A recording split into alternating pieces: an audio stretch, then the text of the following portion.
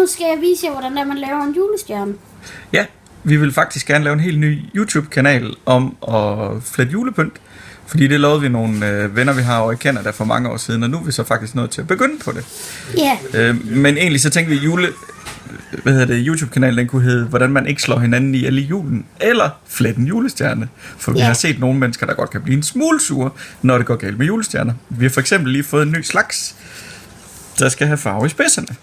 Og vi er helt sikre på, at hvis ikke vi filmer, hvordan man gør det, så kan vi ikke huske at lave det næste gang. Det er længere ned. Kan I se det nu? Ja. Godt. Fint. De kommer i sådan nogle fine pakker her. Og der er en vejledning på, og selvom jeg har briller på, så kan jeg altså ikke rigtig se, hvad det er, man skal gøre. Så vi har prøvet os frem for at se, hvordan man laver dem. Så nu vil vi pakke en af dem her ud og se, om man kan lave det til en julestjerne med farve på spidserne. Ja, så det her det er så lige den normale YouTube-kanal, jeg har. Vi lægger den her op på. Vi lægger den nok også op på den anden. Fint. Men ja. Det bestemmer du, Jonas. Prøv at se. Når man kigger på det her papir, så sidder der sådan nogle små farvede pletter. Det er dem, der bliver til spidserne på stjernen. Hvis de vender forkert, så går det helt galt. Hvis der er noget, der larmer om bagved, så er det fordi, der er nogen, der er ved at bage småkager og prøve at smage dem. Okay. Som I sikkert har opdaget nogle af jer, så når man skal flette en julestjerne, så skal man have lagt dem sammen i et mønster. Og det her, man skal være en lille bitte smule opmærksom på, hvordan man får lagt dem. Jeg vil faktisk godt lige tilføje noget. Ja.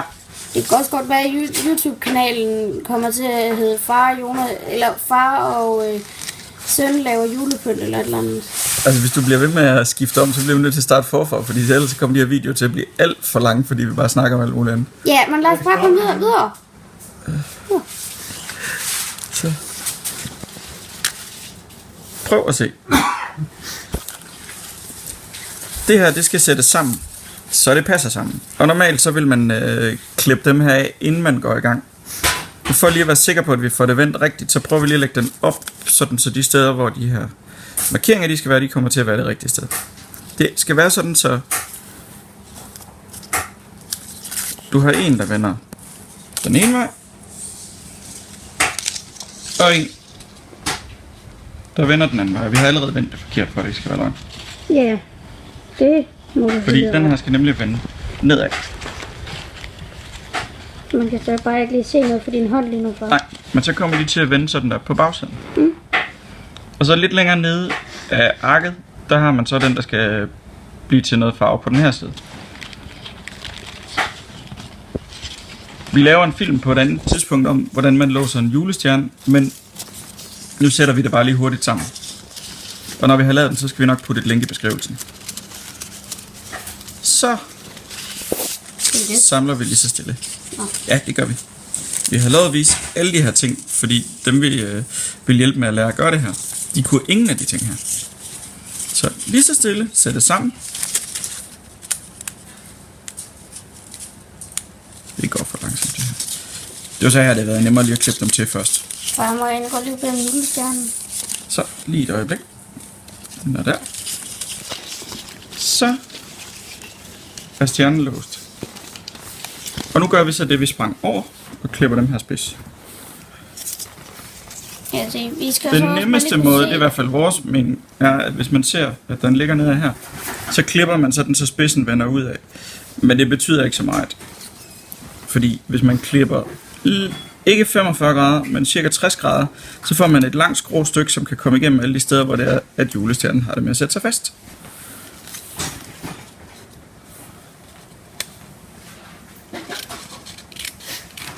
Og hvis det er ligesom de fleste stjernestrimler, så klipper man bare et ordentligt stykke af, fordi så har man nogle rigtig gode spidser, der er nemmere på at få igennem.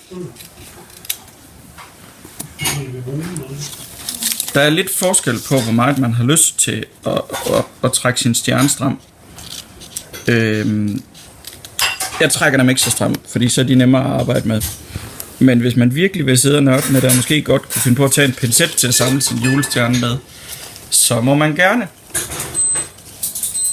stramme dem rigtig hårdt til. Hvis vi nu kigger her, så skal stjernen vende sådan, at den prik, der er tættest på firkanten, vender på bagsiden. Fordi nu skal vi have låst stjernen helt, ved at folde over her. Og som vi kan se, når den der folder over, så kommer der til at være, på den her side kommer der så til at være en prik i samme afstand fra firkanten. Men det skal nok gå. En mere. Og lurer mig, om ikke der kom en mere der. Og sådan. Så er vi klar til at begynde at lave de flade takker.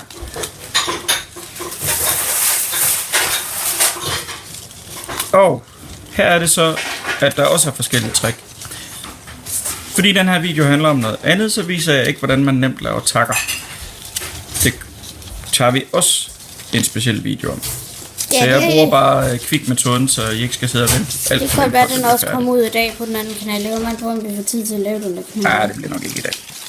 Jo, i stedet for at spille WoW, så kan det være, at vi laver kanalen. Yes. Den kanalen vil jeg rigtig gerne have lavet. 4 på hver side. Lige et lille note. Husk, at man springer altid en over, når man går videre til at lave flade takker.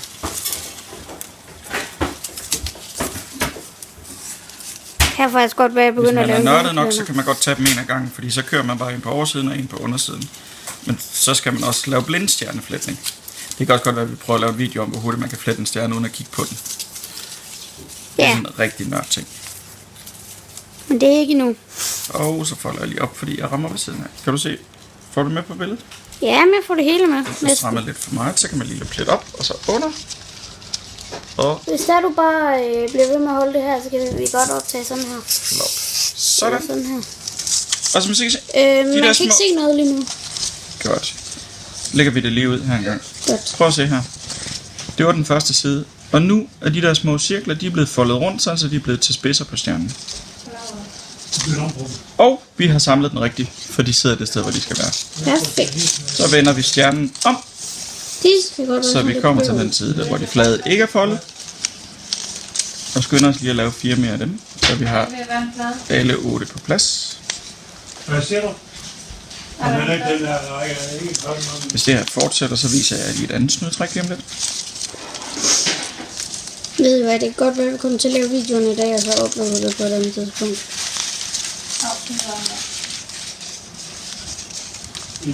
I skulle næsten være her sammen med os, fordi det dufter bare af citron og ingefær, kardemomme og alle mulige gode julekrydderier ud over det hele. Og brunkage. Okay, vi vil lige have alt det der hoved der med. Nå, på bordet bagved? Ja. Ja, vi prøver at undgå det. Jeg kommer til at få lidt af det med. Det er her, vi bruger. Men vi har lovet de andre, der har ikke at filme dem. Så vi prøver på at undgå det. Det er derfor, jeg kun filmer her sofaen. Så er vi lige ved at være færdige med at lave alle de flade takker. Så kommer vi til den sjove ting. Lad os se, fik vi 4 alle steder? Ja. Det burde jeg faktisk godt kunne se, fordi når de alle sammen vender ind over midten sådan her, så er man færdig. Ja. Nu kunne vi så godt vende tilbage og så tage siderne i nummerorden, men vi bliver bare på den side, vi er på. Hvis man skal lave de tredimensionelle takker op i toppen, så skal man starte med at vende alle de her bagender bagud. Ja. Fordi den tak, der skal laves herover, den skal dreje rundt om sig selv og ind under der. Det er også et emne til en video for sig selv, for det kan også gå galt på 1000 måder. Og så har vi fået en til at sidde fast herinde, og den skal selvfølgelig også lige bøjes fri.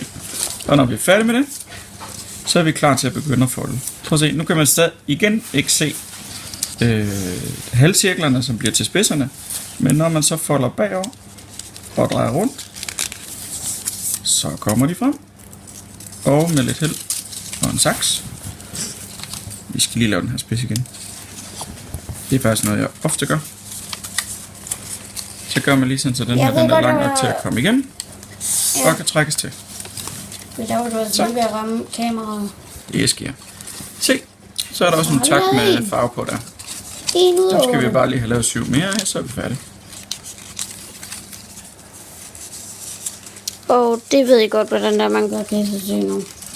Så laver vi lige en ekstra video om det. Ja. Måske du skulle fortælle lidt om de andre slags julepøns ting, som vi har lavet at lave video om. Det er ikke til at vide, hvornår de kommer. Det kan godt være, at vi det også først laver bliver en med til en næste 12, med en 12-stjernet, 12-stjernet eller et eller andet. En af dem, vi virkelig er blevet bedt om at lave, det er den, der viser, hvordan man laver en julekur af stjernestrimler. Det får I ikke mig til at lave, men det kommer far nok til at lave. Ja. Hvis man synes, at man skal have meget tålmodighed for at flette stjerner, så skal man have 1000 gange så meget tålmodighed for at flette en julekur ud af stjernestrimler. Det kan godt være, at det næste video, vi kommer til at lave, det bliver en, hvor jeg sidder med julestjernen. Yes. Men med lidt lim og Yay. lidt fantasi, og måske lidt julegodter, så har man noget til at gemme sjove ting på sit Det juletræ. kunne også godt være, at vi viste på Eller hvis man skal have lavet konfekt, der skal give nogen en lille gave med det, så kan man flette en kur og putte det i, eller sådan noget. Eller så kunne vi lave en video en dag, hvordan vi viser, hvordan man laver et krammerhus, som der nok er rigtig mange, Ja, der nu godt gik kan det lave. lidt stærkt her, fordi nu gør jeg ligesom jeg altid gør. Når man er færdig med den ene side, så vender man om, og så folder man tilbage på den anden side. Det Og glemte går jeg helt at videre. sige. Og så kører man bare videre. Den her video her, den kommer nok til at blive lidt længere end de videoer, jeg plejer at lave. Skidt med det. Ved I, hvad det gode er? Nej. Hvis I bare er her for at lære at se det, så sluk for lyden på os og sæt hastigheden op, fordi så får I det bare i det rigtige tempo. Så Ja, I sat kan sig også fast godt i sætte midten i den her. hastigheden ned, hvis der er. Se. Tror jeg. Det her, det sker rigtig tit.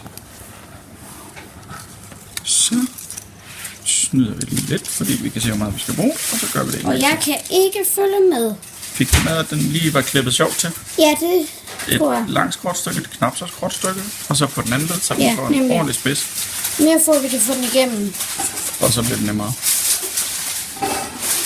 Det er bare sjældent, det er nødvendigt at gøre så meget ud af det, så der er ingen grund til at gøre det fra Det kan starten. også godt være, at vi kommer til at lave en video, hvor vi lige laver en video, hvor vi viser, hvordan der man klipper strimlerne af til sidst.